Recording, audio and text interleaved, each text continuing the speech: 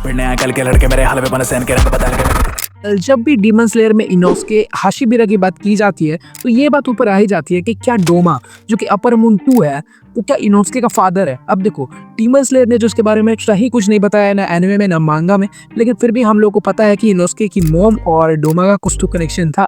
और हम लोग को लेकिन डीमन स्लेयर ने अभी तक नहीं बताया है कि इनोस्के का रियल पापा था कौन, और ये भी नहीं बोला है कि भाई डोमा उसका पापा था। तो भाई देखो इन दोनों का रिलेशन क्या था इनोस्के और डोमा का, आज मैं उसी के बारे में बात करने वाला हूँ पूरी वीडियो में। ऐसा नहीं है ठीक है, पूरी वीडियो में इसके बारे में बात नहीं करूंगा।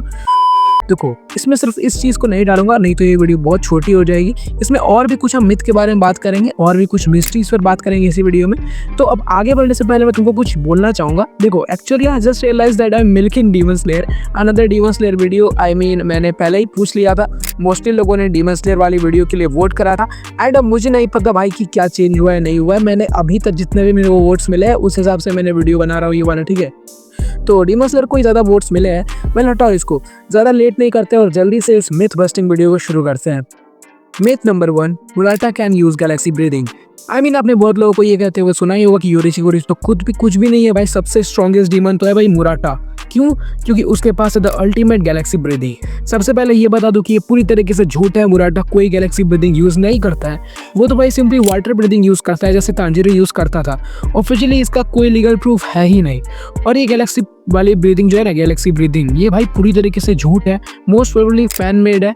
तो इस पर ज़्यादा सोचने की जरूरत नहीं है कि भाई मुराटा कौन सी ब्रीदिंग यूज करता है, वाटर ब्रीदिंग यूज करता है, ठीक है। Myth number 2, Tanjiro can use all breathing styles.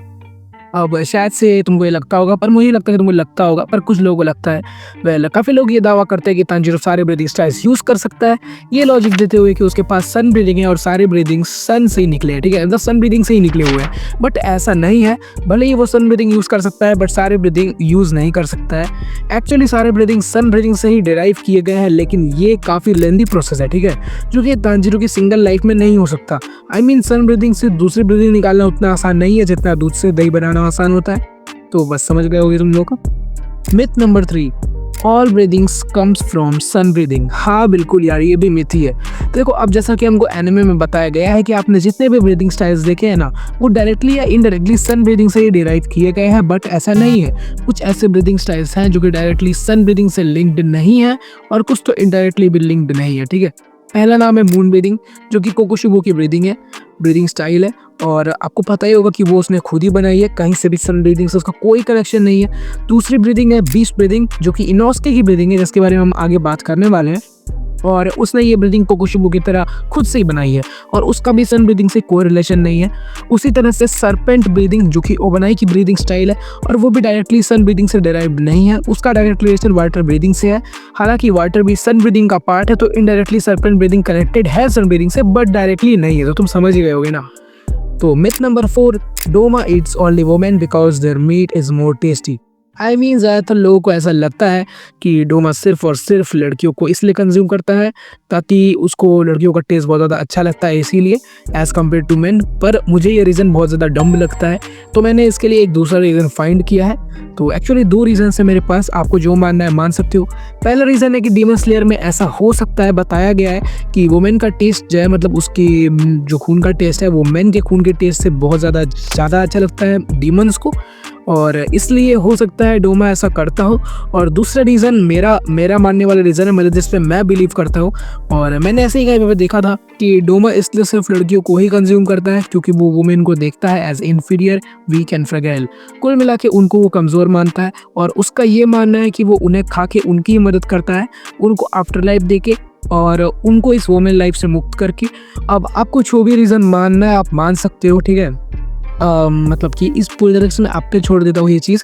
तो अब बात करते हैं मिथ नंबर 5 पे, जो कि इस वीडियो का लास्ट मिथ होने वाला है, जिसमें मैंने थंबनेल बनाया है, डोमा इज इनोस्के's फादर। देखो तो अब हम इस पर बात करने वाले हैं। तो एक्चुअली इसका आंसर नो है, मतलब कि डोमा इनोस्के का फादर नहीं है। पहली बात, डोमा इनोस्के का बायोलॉजिकल फादर तो है ही नहीं कहीं से भी, ठीक है। तो उसका कनेक्शन ज़रूर है इनोस्के से। तो देखो इनोस्के का बायोलॉजिकल जो फादर है वो मांगा के अंदर हम लोग को ऐसा दिखाया गया है कि भाई वो बहुत ज़्यादा अब्यूजिव था और इनोस्के की मदर को बहुत मारता पीटता था, जिससे परेशान होकर इनोस्के की मदर कोतोहा हाशिबिरा इनोस्के को लेके वहाँ से भाग जाती है। उस टाइम इनोस्के बहुत छोटा था, तो भागते भागते जब वो थक जाती है तब उसको डोमा मिलता है और डोमा उसको अपने एटर्नल पैराडाइज कल्ट में ज्वाइन करवा देता है। अब आप पूछोगे कि डोमा ने कोतोहा को मार के खा क्यों नहीं गया भाई, वो उसने मतलब कल्ट में क्यों ज्वाइन करवाया उसको। देखो एक्चुअली कोतोहा जो है ना दिखने में काफ़ी ज़्यादा अच्छी थी, जिसके वजह से डोमा उससे टेम्प्ट हो गया था और इसीलिए डोमा ने उसको नहीं मारा। तो पहले तो कोतोहा काफ़ी खुश थी, बट बाद में उसको पता चलता है कि डोमा के ट्रू नेचर के बारे में उसको पता चलता है। तो उसके बाद कोतोहा वहाँ से भी भागने का ट्राई करती है, लेकिन डोमा उसको पकड़ लेता है और उसके बाद डोमा इनोस्के की माँ को फाइनली मार देता है, ठीक है। और बट उससे पहले कि डोमा की नज़र इनोस्के पर पड़ पाती, कोतोहा इनोस्के को एक रिवर में बहा देती है, जिसके बाद इनोस्के जंगल में पहुंच जाता है। और एक बोनस फैक्ट ले लो, इनोस्के की पूरी परवरिश उस जंगल में एक फीमेल बोर ने करी थी, और बोर को मुझे नहीं पता हिंदी में क्या कहते होंगे। तो इसीलिए आपको इनोस्के के नेचर में, मतलब जो इनोस्के का नेचर है वो बहुत ज़्यादा वाइल्ड दिखाया गया है कि भाई वो मुगेन ट्रेन आर्क में आपको पता ही होगा, उसको लग रहा था कि वो जो ट्रेन है वो भी एक डीमन है, तो एकदम मोगली की तरह है भाई, मुझे तो लगता है वो। और जब ये फीमेल बोर की डेथ हो जाती है तब एज मेमोरियल इनोस्के अपनी माँ का उस बोर का फेस अपने मास्क के तौर पे यूज़ करता है, मतलब मास्क ही है ना वो, हाँ। तो वो उसका रियल फेस नहीं है, उसका रियल फेस ऐसा है, देख सकते हो तुम कैसा है, तो एकदम लड़की के जैसा है ना। और इनोस्के का फेस ऐसा इसीलिए क्योंकि उसकी मदर कोतोहा काफ़ी ज़्यादा ब्यूटीफुल थी और इनोस्के का फेस उसकी माँ की तरह ही दिखता है, ठीक है। So at the end Doma is not biological father of Inosuke, but yes he have some relation with him, और आपको रिलेशन मैंने बता ही दिया। बाकी इसी नोट पर वीडियो को एंड करना चाहूँगा। वीडियो पसंद आया तो लाइक कर देना, जिनको ये मिथ्स रियल लगते हैं उनको ज़रूर शेयर करना और बताना कि भाई ये सब झूठ है, ऐसा कुछ नहीं है। और चैनल को प्लीज़ सब्सक्राइब कर देना। मैंने मानता हूँ कि वीडियो थोड़ा छोटा भी है और बहुत थोड़ा सा कम क्वालिटी वाला है, कंटेंट भी काफ़ी कम है, पर आगे आने वाली वीडियो में मैं कुछ अच्छा लेकर आने वाला हूँ। हो सकता है मैं डेन पे लेके आऊँ या कोई दूसरे एनिमे पे, जो आप बोल दो कमेंट करके डाल दो, यहाँ पे मैं कर दूंगा, उस पर ही बना दूंगा वीडियो।